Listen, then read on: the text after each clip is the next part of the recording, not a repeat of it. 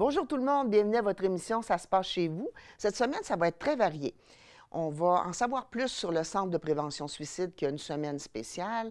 On va entendre parler de Charlevoix toute saison et des prix du patrimoine. Donc, installez-vous confortablement, votre petit chocolat chaud, votre café, votre thé, parce que ça se passe chez vous.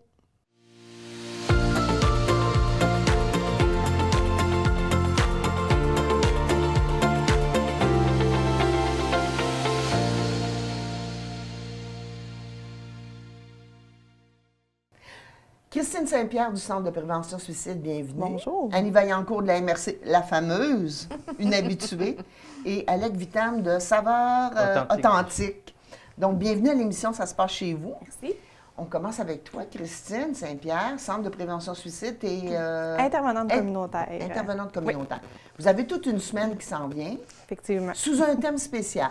Oui, donc c'est la Semaine nationale de la prévention du suicide du 1er au 7 février. Et on la souligne beaucoup cette année avec notre campagne « Ose porter l'espoir ».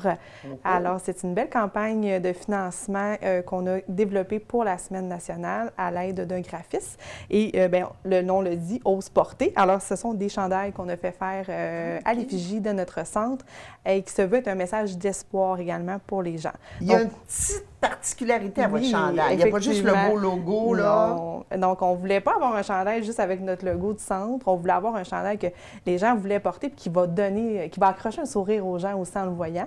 Donc, on a toujours notre phrase devant qui dit « T'es important pour nous ». Et dans le dos, on a un message qui dit « À toi qui me suis, souviens-toi que ta vie a de la valeur avec espoir à la personne devant toi ». Fait que c'est ça que les gens qui vont être derrière toi, qui vont voir ça, ils peuvent juste avoir un beau sourire là, en voyant ça. Mon Dieu, je pense que je vais m'en procurer un qui va me promener avec. Oui, la campagne commence dans le fond, le 1er février. Ils vont se vendre au coût de 25 du t-shirt et de 50 on a des cotons ouatés aussi, en bleu et en vert. Puis, on peut s'y procurer où? Comme du côté de l'Est puis de l'Ouest, y a-tu un pôle? Oui, bien dans le fond, nous, on a quand même notre centre à la Malbaie, mais on a un point de service à Baie-Saint-Paul. Fait que vous allez pouvoir faire l'achat en ligne. Les coordonnées vont être sur notre site Internet en début de semaine et il y aura possibilité de les récupérer soit à la Malbaie, soit à Baie-Saint-Paul. Donc, on disait grosse semaine du 1er au 7 février. Oui. Puis vous avez décidé de... que je regardais un peu votre programmation. Là, il y a des activités quasiment tous les jours. Oui. Puis vous vous êtes associé avec différents partenaires. Oui, on essaie d'être le plus possible un peu partout, malgré qu'on aimerait être encore plus partout. On a des kiosques de prévus, des ateliers de sensibilisation, une formation et aussi le théâtre parmi nous. On débute la semaine avec un kiosque au centre d'études collégiales en Charlevoix. On y va à chaque année. On fait la promotion du réseau des sentinelles puisqu'ils en ont un à l'interne. Et on fait beaucoup de sensibilisation auprès des étudiants. Par la suite, on se déplace le lendemain du côté de la polyvalente de Saint-Aubin aux adultes et aussi dans le secteur jeune pour faire encore une fois de la sensibilisation. On a un kiosque mobile où est-ce qu'on va distribuer des bonbons, des outils en lien avec la prévention du suicide. J'ai la formation, je vais y revenir. Je vais vous dire qu'est-ce qu'on a comme kiosque. Oui. On a aussi au Manoir Richelieu, c'est une première cette année, on va être là sur l'heure du repas des employés. Oui. Ils ont également aussi depuis peu un réseau de sentinelles, donc on y va pour parler avec les employés, leur donner également des outils. Et on a une belle formation sentinelle ouverte grand public le mercredi. Justement, parlons-en. Je connais un peu cette formation-là. Toi, chez Alec, tu l'as déjà suivi? Exactement. Est-ce que tu as trouvé ça intéressant? Oui, très intéressant. Ce n'est pas une formation qui est axée sur absolument sauver la vie des gens. C'est une formation qui est axée sur sensibiliser qu'on est attentif aux autres. Oui, c'est ça. Surtout. Ça donne des outils, hein, je pense. Effectivement. Je veux que tu nous en parles parce que quand on est confronté, je ne sais pas si ça vous est déjà arrivé, là, en tout cas, moi, ça m'est déjà arrivé à quelques reprises, c'est de vraiment être devant quelqu'un qui manifestait un désespoir et qui disait « je pense au suicide ». Souvent, on fige et on ne sait pas quoi faire. C'est très commun, justement, la plupart des gens qui ne travaillent pas en prévention du suicide, ça peut nous saisir, en fait. Donc, la formation a pour objectif de donner des outils aux gens pour repérer la personne qui a des idées suicidaires ou qui a de la détresse, de vérifier, justement, si elle a des idées suicidaires, transmettre les informations. Donc, on leur apprend à qu'est-ce qu'on vérifie, comment on pose la question, à qui on transmet les informations, à quel moment. Le but, c'est vraiment d'outiller la population, la communauté. Comme tu disais tantôt, n'importe qui peut être confronté à une situation comme ça. Fait que l'objectif, c'est pas d'en faire des intervenants, c'est exactement comme Alec l'a mentionné, c'est vraiment de sensibiliser la population et de donner des outils concrets, là, comment on peut aider nos pairs. Monsieur, madame, tout le monde qui est à la maison pourrait suivre cette formation-là. Tout à fait. Et en entreprise, on pourrait vous contacter puis voir comment on peut faire former des gens dans notre organisation. Oui, nous, ce qu'on propose aux entreprises, c'est également d'implanter un réseau de sentinelles. OK. Alors, on s'assure qu'en tout temps, il y a des sentinelles de formés sur le terrain dans l'entreprise pour assurer un filet de sécurité plus grand autour des gens. On se déplace en entreprise, on peut donner la formation en entreprise. On essaie de le faire aussi. Il y a quand même un plus quand on le fait vraiment juste avec l'entreprise, les employés. Il y a quand même quelque chose aussi qui se crée. Il y a des situations plus communes qui peuvent ressurgir, qu'on peut discuter ensemble. Oui. Fait que ça apporte vraiment un plus là, de le faire en entreprise. OK. Annie, tu n'avais pas une question? Oui, toi, hein? bien, je me demandais, lorsqu'une personne devient sentinelle, est-ce qu'on lui recommande de le faire savoir pour que, si jamais elle n'a pas été en mesure de repérer, au moins une personne qui est en détresse, sachant que cette personne-là a des éléments de réponse ou des outils, va la consulter ou se confier? C'est une excellente question, puis il y a deux façons de voir ça. Ce qui est recommandé, c'est que la sentinelle, c'est elle qui repère la personne qui a des idées suicidaires. Le rôle de sentinelle, c'est un rôle qui se veut être volontaire aussi. C'est qu'on ne peut pas obliger quelqu'un à être sentinelle. Et il y a quand même un module complet dans la formation où est-ce qu'on aborde la limite de la sentinelle. Ce qu'on veut aussi, c'est prendre soin de nos sentinelles. Donc, pour répondre à ta question, nous, ce qu'on préfère, c'est que la sentinelle joue son rôle, donc, de repérer la personne. Parce que la sentinelle, ça reste que c'est un humain. Ça se peut qu'une journée, là, elle ne file pas non plus, la sentinelle, puis elle n'a pas envie que quelqu'un vienne cogner à sa porte nécessairement pour se dire, là, moi, aujourd'hui, ça ne file pas, parce qu'elle ne se sent pas capable de le faire aujourd'hui. À ce moment-là, ce qu'on recommande, c'est pour ça qu'on priorise aussi l'implantation de réseau, c'est qu'il y ait plusieurs sentinelles. Donc, toi, aujourd'hui, si tu n'es pas en mesure de faire ton rôle de sentinelle, il y en a d'autres qui peuvent le faire autour pour venir te supporter. À l'inverse, il y a certaines entreprises qui aiment les identifier, puis les gens sont à l'aise aussi de se faire identifier pour les raisons que tu as mentionnées, que si quelqu'un ne file pas ou qu'il ne va pas bien, il peut aller directement s'adresser à son réseau de sentinelles. Fait qu'il y a vraiment deux façons de le voir, c'est à la discrétion de chacun, j'aurais envie de dire. Dans le fond, c'est de respecter peut-être les limites que la personne qui suit la Tout à fait. formation est prête à faire. Exactement. Moi, tu sais, je me souviens, dans mon organisation, c'était quelqu'un qui était venu me voir pour me dire, telle personne, j'ai détecté telle chose. Tu sais. Fait que des fois aussi, au moins, ils savent pas quoi faire, eux, parce qu'ils n'ont pas suivi la formation, mais au moins, ils savent, ils peuvent aller référer quelqu'un. Puis là, ben, moi, j'avais entrepris mes démarches pour la rencontrer, tout ça. Là, mais, Ça, c'est vraiment bon ce que tu viens de mentionner. En autant qu'ils savent qu'il y a des sentinelles sur place, les gens peuvent s'y référer, tu sais, tout simplement. Moi, je ne sais pas trop quoi faire. Tu peux-tu m'aider? Tu peux-tu aller lui parler? C'est quelque chose qui se fait aussi. C'est beaucoup un travail de collaboration, là, le réseau des sentinelles et les sentinelles. Donc, dans le fond, la personne sentinelle, si elle a repéré la détresse chez quelqu'un, est-ce que nécessairement elle va aller valider ou elle va se référer au centre de prévention du suicide pour savoir, je pense que j'ai repéré quelqu'un, qu'est-ce que vous me suggérez de faire? Fait qu'en tout temps, nous, on encourage les sentinelles, s'il y a un doute, s'ils ne sont pas sûrs, ils ont besoin aussi de se faire soutenir, ils peuvent nous appeler avant même de poser la question. Ce qu'on encourage, surtout chez nos sentinelles, c'est ce qu'on leur apprend dans la formation, c'est de poser la question. C'est important de poser directement la question à la personne sans passer par 4 chemins, mais vraiment poser. Même si des fois c'est difficile, as-tu des idées suicidaires? Suite à ça, si la personne dit oui, on leur enseigne quoi faire. Donc, si la personne dit oui, il y a d'autres questions que vous pouvez poser, mais ça se peut que vous ne soyez pas à l'aise de le faire. Nous, ce qu'on vous demande, c'est de nous appeler à ce moment-là. Même chose si elle dit non. Ça se peut qu'elle dise non, mais il y a quand même quelque chose qui t'a emmené à aller lui poser la question. C'est ça. Fait que tu as quand même détecté de la détresse à quelque part. Fait qu'elle dit non, mais là, tu restes pas sûr. Tu peux appeler quand même au centre de prévention pour valider. Et il y a toutes sortes d'organismes et de services qui sont offerts. Fait qu'on souligne ça aussi dans la formation. On parle des autres organismes dans la région. Écoute, merci d'avoir précisé ça. Je trouve ça tellement important parce que, tu sais, on parle beaucoup de bienveillance à notre époque. Oui. Mais tu sais, comment on peut le concrétiser, la bienveillance? Cette formation-là, elle peut être aidante, tu sais, sans que quelqu'un soit rendu à une idée suicidaire, mais qui est découragé, qui est déprimé. Ça nous donne Exact. des outils. Vraiment, tu as de la détresse, mais ça donne des outils vraiment, tout ce qui concerne santé mentale, détresse, la formation donne des outils très concrets là, pour tout le monde. Si on revient à votre belle et fameuse semaine du 1er au 7 février, donc tu nous as parlé que tu allais aller dans les écoles et tout ça. Y a-t-il une portion qui est ouverte au grand public? Oui, on a la pièce de théâtre Trajectoire qui va être présentée OK. par le théâtre Parmi nous. C'est le vendredi à la salle des éboulements. C'est gratuit, donc OK. nous, c'est important d'offrir ça gratuitement à la population. Il va y avoir un petit lunch aussi sur place. La pièce Trajectoire, en fait, ça raconte l'histoire d'un jeune homme qui vit de la détresse, pas nécessairement de la détresse suicidaire, mais qui vit de la détresse. Et la pièce aborde l'importance de l'entourage dans des situations comme ça et qui met beaucoup l'accent sur l'importance d'aller demander de l'aide, justement, quand ça va pas bien. Fait que c'est une pièce très touchante, très lumineuse. Elle a été écrite avec plusieurs centres de prévention du suicide du Québec pour s'assurer que le message aussi soit juste, qu'il soit approprié aussi au public. Ça, c'est à quelle date? Le 6 février, mon Dieu. Le vendredi? Le vendredi, effectivement, à la salle des éboulements.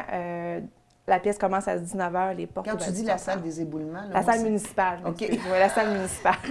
J'aime ça être précis. À quelle heure? Donc, à 19h, les OK. portes ouvertes à 18h30. Comme OK. je disais, c'est gratuit, mais on vous invite quand même à vous inscrire parce qu'il y a un nombre de places limité. Limité. Fait que vous appelez là, au centre OK. pour vous inscrire. Merci beaucoup, Christine Saint-Père.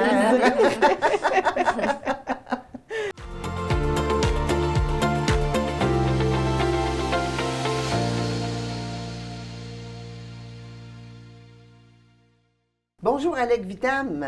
Ça va Bonjour, bien? Georgette. Ça va bien, toi? Oui, je sais que tu portes plusieurs chapeaux parce que tu as ton entreprise personnelle qui est... Ferme Ambrosia D'accord. Mais là, tu viens nous parler de Saveurs authentiques, de Charlevoix. OK, qui est une OBNL. Oui, un OBNL de service destiné aux petites entreprises agroalimentaires et d'artisanat qu'on a fondé l'an passé, en 2025, pour lancer un premier marché hors saison. Donc, vous aviez, avec ton réseau, identifié qu'il y avait un besoin de regroupement? On avait identifié, oui, qu'il y avait plusieurs besoins qui étaient OK. non répondus dans la région, surtout pour les petites entreprises agroalimentaires et d'artisanat, principalement celles qui font les marchés publics d'été, OK. et qu'elles manquaient d'opportunités de vente hors saison, donc hors saison estivale, et de visibilité aussi. OK.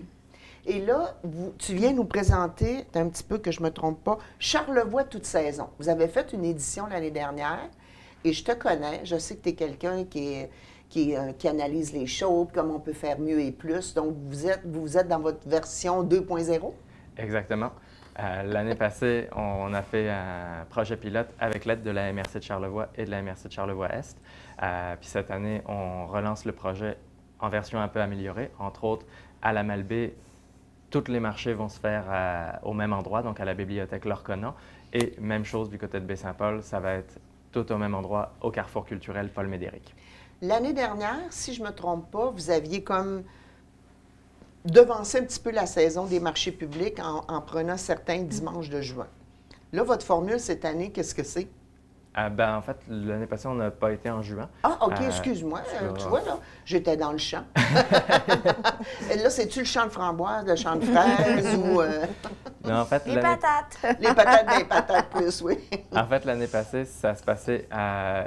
On a repris les mêmes dimanches pour Baie-Saint-Paul puis les mêmes samedis pour la Malbaie pour pas trop mêler la clientèle, OK. mais c'est une fois par mois. Donc l'année passée, c'était de mars à mai. Cette OK. année, c'est de février à mai. Une fois par mois. De mars à mai, ça va être la première fin de semaine de chaque mois. En février, on n'a pas pu avoir la même fin de semaine pour la Malbaie puis Baie-Saint-Paul cette année. Ah, c'est pour ça Donc, que les dates étaient différentes. Exactement. OK, ouais. ça va être le 8 février à Baie-Saint-Paul et la semaine suivante, le samedi, à la Malbaie. Mais sinon, ça va toujours être le duo, la première fin de semaine de mars, le samedi à la Malbaie, le dimanche à Baie-Saint-Paul, c'est ça? Exactement, oui. Puis même chose pour mai, puis juin aussi? Non, on s'arrête au mois de mai. Au mois de mai, OK. Pour le mois de juin, on a d'autres projets. OK, parfait. Alors, combien...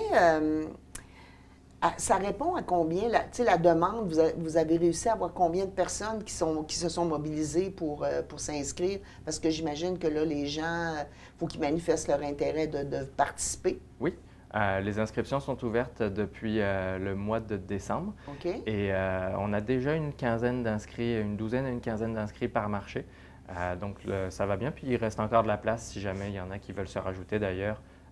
Des entreprises qu'on ne connaîtrait pas encore, parce que même si on en connaît beaucoup, je ne les connais pas toutes. Fait que je les invite à se manifester et à aller voir la page Facebook de Saveurs authentiques de Charlevoix. OK. Puis là, il y a toutes les informations pour s'inscrire avec le détail et tout. Exactement. Est-ce qu'il y a des frais pour, tu sais, de location ou tout ça, là, pour avoir un kiosque? Oui, absolument. Pour les membres de Saveurs authentiques, ça c'est une nouveauté aussi cette année. Les membres de Saveurs authentiques payent 30 $ plus taxes, alors que les non-membres payent 35 $ plus taxes par jour de marché. OK, parfait. Mais écoute, c'est une belle initiative. Je vois que vous prenez, je dirais, du développement là, dans vos projets. Qu'est-ce que vous... T'aurais-tu d'autres choses à nous parler ou tu veux garder ça? On sait qu'on va refaire le marché des lilas.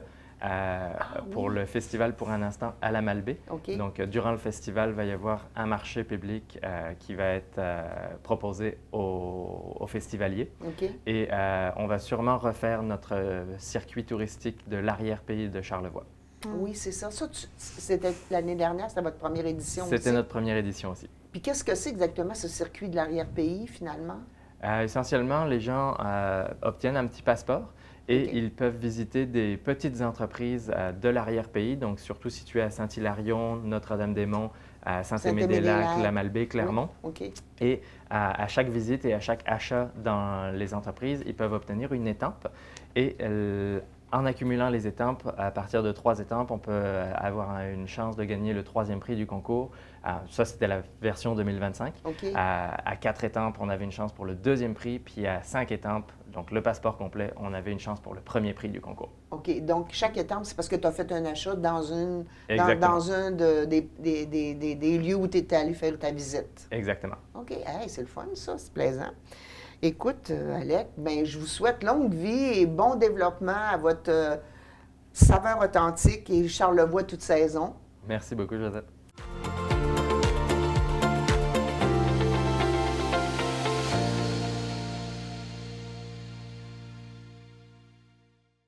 Alors, je reçois la fameuse et merveilleuse Annie Vaillancourt de la MRC de Charlevoix, mais qui vient nous parler d'un grand prix du patrimoine sur tout le territoire de la MRC, finalement, Est et Charlevoix. Tout à fait. Alors, Annie, c'est mon chouchou. C'est une chouchou. Je pourrais te donner une carte chouchou là, de présence. Annie, qu'est-ce que c'est que ce prix du patrimoine? Bien, c'est une initiative de mise en valeur des actions de préservation, de conservation du patrimoine sous plusieurs formes. Et comme tu le mentionnais, le concours se déroule à l'échelle du grand territoire de la MRC, pas de la MRC, mais de Charlevoix. Donc, Oui. je parle aussi au nom là, de mes collègues du côté Oui. de la MRC voisine. Mais c'est une initiative qui est coordonnée par Culture Capitale nationale Chaudière-Appalaches. Donc, il y a 15 autres MRC, Hey. 3 villes, Québec, Lévis et Wendake, qui mènent le même concours sur leur propre territoire, aux mêmes dates. OK. Alors, mais qui peut s'inscrire à ce concours-là? Tout le monde. Tout le monde? En Ça fait, veut tout le dire monde. Donc, chez un moi? individu, Ah oui, OK. un organisme, une entreprise, OK. donc privé au BNL ou un individu. L'important, c'est d'avoir mené une action concrète de préservation, de mise en valeur ou alors être un porteur de tradition. Un porteur de tradition. Oui. OK. Fait que moi, je joue de l'accordéon puis je chante des chansons à répondre qui sont... Ça peut être de cet ordre-là. Pour être un porteur... Je sais pas, vous autres, il qu'est-ce faut- que ça vous dit, un porteur Ben, de tradition? Pour Moi, être un je connais. porteur de tradition, il faut avoir reçu un savoir-faire, OK. habituellement Ça d'une peut être, personne qui détenait ce Quelqu'un qui fait savoir. de la ferblanterie, un cordonnier, un médecin. tissage. Tout à Hein? fait. Du tissage. Tout à fait. Ouais. Mais l'avoir reçu d'une personne qui avait cette expertise ou cette OK. connaissance-là et aussi la retransmettre ou le retransmettre, OK. ce savoir-faire. On ne le garde pas pour soi. Oui, je parce que notre comprends. objectif, c'est de le préserver. Donc, ça, c'est une catégorie, celle du Oui, c'est porteur ça. de J'ai vu qu'il y tradition. avait 4 catégories. Tout à fait. Donc, je peux me positionner dans une catégorie ou l'autre. Je peux me présenter juste dans une catégorie. Ben, vous pourriez présenter dans 2 catégories distinctes, ça ne OK. poserait pas problème. OK. Mais le porteur de tradition, habituellement, c'est une personne très humble. Il y a rarement des gens qui vont dire « moi, je sais faire ceci que peu d'autres savent ». Donc là, j'encourage vraiment l'ensemble des téléspectateurs à penser À quelqu'un. dans Comme leur là, moi, entourage. je sais que Christine a fait de la broderie traditionnelle, puis que Et que c'est c'est sa Marie grand-mère. Cognotis qui lui a montré. Oui, c'est ça. Ou c'est sa grand-mère, puis là, Tout à elle fait. est en train de l'apprendre à ses enfants. Puis là, Exactement. on dit, ah ouais, inscris-toi. Parce que souvent, cette personne-là, qui l'a acquis des fois d'un oncle, d'un parent, etc., a l'impression que, ben, peut-être pas que c'est banal, mais que c'est pas si important que ça. Fait qu'il faut vraiment sensibiliser à savoir que si on veut pas que cette pratique-là se perde, ça prend quelqu'un qui va la transmettre. Donc, le porteur de tradition fait partie d'une de nos catégories. Donc, si je comprends bien, le prix du patrimoine, c'est pas juste le patrimoine immobilier ou architectural, c'est aussi du patrimoine immatériel. Tout à fait. Donc, tu m'amènes à présenter les autres catégories. Les 4 catégories. Il y en a une, effectivement, qui va porter sur l'immobilier ou le mobilier. Donc, une action de préservation des caractéristiques architecturales d'un bâtiment. Mais on pourrait très bien avoir une collection d'artefacts, puis on a besoin de la préserver, cette collection-là, soit qu'elle a été mal entretenue, puis qu'elle a quelques petits soucis de conservation. Donc, on peut intervenir aussi sur une collection. Donc, ça rentre dans la catégorie conservation Puis, et préservation. Est-ce que ça peut être, pour reprendre un peu ce qu'Alex disait, mettons que lui, où il a installé son entreprise, il a rénové une vieille grange, puis il l'a tout remis. Oui, le patrimoine agricole, les ouais. immeubles du patrimoine agricole sont tout à fait accessibles, admissibles. Ensuite, on a tous les projets de diffusion ou d'interprétation. C'est la catégorie souvent dans laquelle on reçoit un peu plus de candidatures. Donc, on parle de parcours interprétés, de projets de mise en valeur, d'exposition, de publication, d'activités de médiation culturelle. Donc, tout projet qui vise à interpréter un patrimoine sous toutes ses formes ou à le diffuser pourra s'inscrire dans cette catégorie-là. Et puis, on a la notion du paysage, donc les actions de préservation ou de mise en valeur du paysage. Alors, notre paysage, il faut en prendre soin. Il me semble que c'est plus... ça peut être plus difficile. C'est moins concret oui, pour moi. Ça peut être plus difficile. On peut avoir... on peut être intervenu pour préserver des percées visuelles. OK. On peut être intervenu pour redonner les qualités paysagères à un endroit qu'on aurait pu laisser en friche. OK, donc du reboisement, qu'on a remis des trucs Oui, comme de ça. l'aménagement d'espaces publics. OK. Mais l'objectif, c'est d'identifier des caractéristiques de ce paysage-là, OK. puis de dire, je veux les redonner aux citoyens, à la population, je veux leur rendre accessible.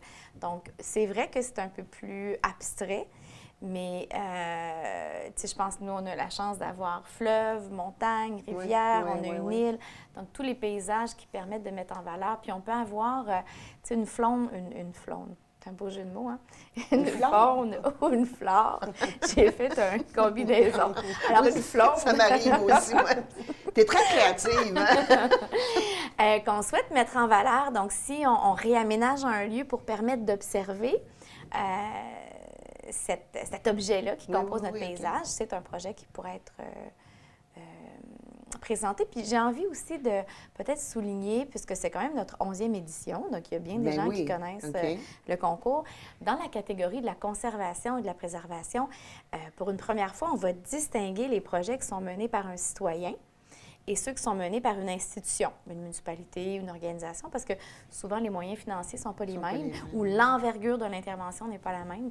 Donc, cette année, pour une première, on va pouvoir faire cette distinction. Bon, je me sens interpellée en tant qu'individu, en tant qu'organisme, entreprise ou municipalité. J'imagine qu'il y a une date butoir pour s'inscrire. Oui, 1er mars prochain, donc date limite pour déposer votre candidature. Tout se fait en ligne sur les sites des Prix du patrimoine. Donc, pas besoin de retenir nécessairement d'adresse. Si on tape sur Google « Prix du patrimoine », on va tomber directement sur le site.